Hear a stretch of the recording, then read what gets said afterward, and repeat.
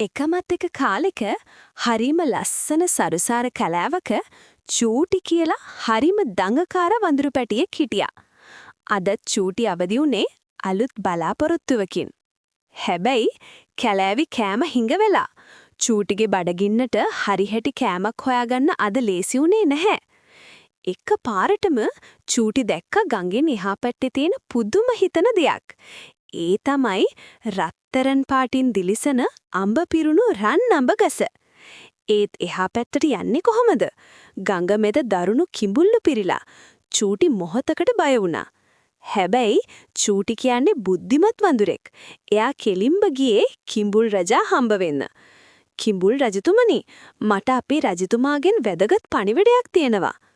රජතුමාට ඕනා කරලා තියෙනවා මේ ගඟේ ඉන්න කිඹුල්ලු ගාන දැනගන්න. කරුණා කරලා ඔයාලා හැමෝම පේලියට ඉන්න පුළුවන්ද?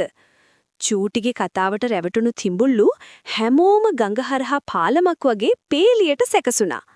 දැන් තමයි හොඳම වෙලාව. චූටි හුස්මක් කරන් කිඹුල්ලුන්ගේ පිට උඩින් එකින් එකට පැන වේගයෙන් එහා පැත්තට දිව්වා.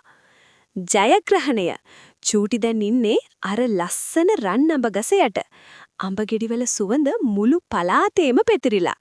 චූටි ඇති වෙන්න අඹ කෑවා. ඒ විතරක් නෙමෙයි, කැලෑවේ ඉන්න Tamanගේ යාළුවෝ වෙනුවෙනුත් අඹ මල්ලක් පුරවා ගත්තා. ආපහු එන ගමන් චූටි කිඹුල් රජාට ස්තුති කළා.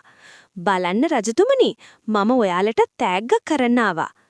එදා ඉඳන් චූටි කිඹුල් රජයි හොඳ යාළුවෝ වුණා. ඕනෑම අමාරු ප්‍රශ්නයක් බුද්ධියෙන් විසඳගන්න පුළුවන් කියලා චූටි අපිට පෙන්නලා දුන්නා.